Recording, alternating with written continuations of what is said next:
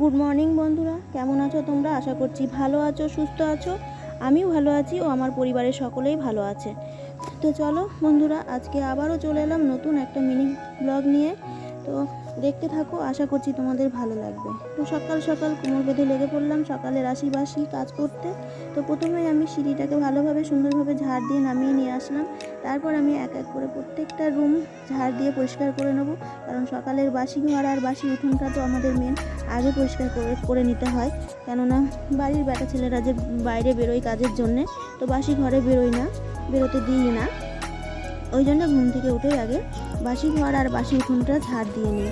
তারপর যা করার পরে এক এক করে করি আস্তে আস্তে। তারপর চলে এলাম আমার মেয়ের যে ছেলেমেয়েরা যে ঘরে পড়াশোনা করে, তো সেই ঘরের খাট, বইয়ের বইয়ের র্যাক, তারপরে স্টাডি টেবিল, তারপরে আলনা, এই ঘরে ছোটোখাটো যেসব জিনিসগুলো আছে সেগুলোই আমি আজকে পরিষ্কার করে নেব। তো এই যে এক এক করে সমস্ত কিছু পরিষ্কার করে নিচ্ছি। আর স্টাডি টেবিলটা অনেকটাই অপরিষ্কার থাকে, যেহেতু মেয়ে পড়াশোনা করে ওখানে বসে, তো একটু অগোছালো হয়ে থাকে। তাই স্টাডি টেবিলটাও সুন্দরভাবে যে গুছিয়ে নিচ্ছি আর সব জিনিসগুলো তুলে তুলে মুছে নিচ্ছি। আর হ্যাঁ, কালকে জানো তো বন্ধুরা, এই টেবিলটার উপরে প্রচুর পরিমাণে পিঁপড়ে হয়েছিল, কেন জানি না কী কারণে। তো যাই হোক, চলো কথা বলতে বলতে আমার এদিকে সব গোছানো মোছামুছির কাজ হয়ে গেল। এবার আমি এক এক করে সব রুমগুলো আগে মুছে নেব। প্রথমে আমি মুছে নিচ্ছি আমার ছেলেমেয়েরা যে রুমে পড়াশোনা করে ওই রুমটা, আর ঠাকুর থাকে আমার ওই রুমটাই। তো চলো রুমগুলো সব মোছামুছি করে চলে এলাম ফ্রিজটা মুছতে। আর ফ্রিজের উপরটা মুছবো আজকে, ফ্রিজের ভিতরটা পরিষ্কার করব না, কেননা এখন আর টাইম নেই, অনেক বেলা হয়ে গেছে, দুপুরে রান্নাবান্না আছে তার জন্য আর আজকে হবে না। তো চলো আমি প্রথমে উপর থেকে সিঁড়ির রেলিংটা মুছে আসলাম, এসে এবারে যে নিচে যতটা হাত পাচ্ছি পরিষ্কার করে নিচ্ছি। তারপর আমি সকালে কিছু জামা কাপড় ভিজিয়ে রেখেছিলাম, জামা কাপড়গুলোও কেচে নেব ভালো করে। আর জামা কাপড় অল্প ছিল না, অনেকটাই ছিল। আর আমার প্রত্যেক দিন অনেকটা করেই জামা কাপড় হয় প্রত্যেকের, আমাদের 4 জনের জামা কাপড়, তো তাই একটু বেশি হয়, তাই আমি প্রতিদিনই কাচি।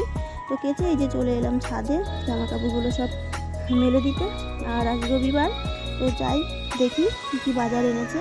তো এই যে চলে এলাম রান্নাঘরে এসে যেসব সবজিগুলো ছিল সব প্যাকেটে করে আমি ফ্রিজে রেখে দিলাম। আর আমি সবজিগুলো সব প্যাকেটে বেঁধেই, ক্যারি প্যাকেটে বেঁধেই ফ্রিজে রাখি, তাহলে সবজিগুলো ভালো থাকে।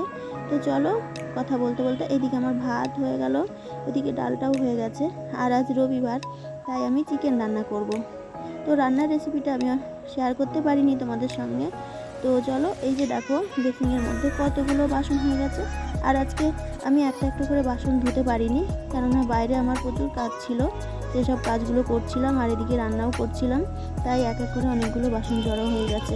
তো চলো বাসনগুলো ধুয়ে আমি ঝুড়ির মধ্যে সব উপর করে নেব জল ঝরানোর জন্য। আর বাসনগুলো জল ঝরিয়ে যত তাড়াতাড়ি জল ঝরে যায় ততই ভালো, কারণ বাসনগুলোকে আমার জায়গা মতন রাখতে হবে। আমার বাসন রাখার ঝুড়িটা ছোটো, তো তাই। তো চলো তারপরে চলে এলাম গ্যাসের জায়গাটা মুছতে, রান্নার জায়গাটা মুছতে। আর রান্নার জায়গাটা সুন্দর করে না মুছলে পরে আবার রাতে তো রান্না করতে হবে, তাই এঁঠোর মধ্যে কি রান্না করা যায়, তাই সুন্দর করে গ্যাসের জায়গাটাও মুছে নেব। মুছে নিয়ে চলে যাব স্নান করতে। আজকে মেনুতে বেশি কিছু নেই, তবুও আছে, তো তোমাদের সঙ্গে তো শেয়ার করতে পারিনি। তো চলো স্নান করে চলে এলাম একবারে খাওয়ার টেবিলে। তো প্রথমে আমি স্যালাড কেটে নিলাম। আর এই যে আমাদের রেসিপি চিকেন, ডাল, আর ওদিকে স্যালাড আছে, ওলের ডাঁটা চচ্চড়ি, আর শাক ভাজা, আমের চাটনি। ব্যাস, আমাদের আজকের মেনুতে এইটুকুই। যদি ভিডিওটা ভালো লেগে থাকে তাহলে একটা লাইক করে দিও।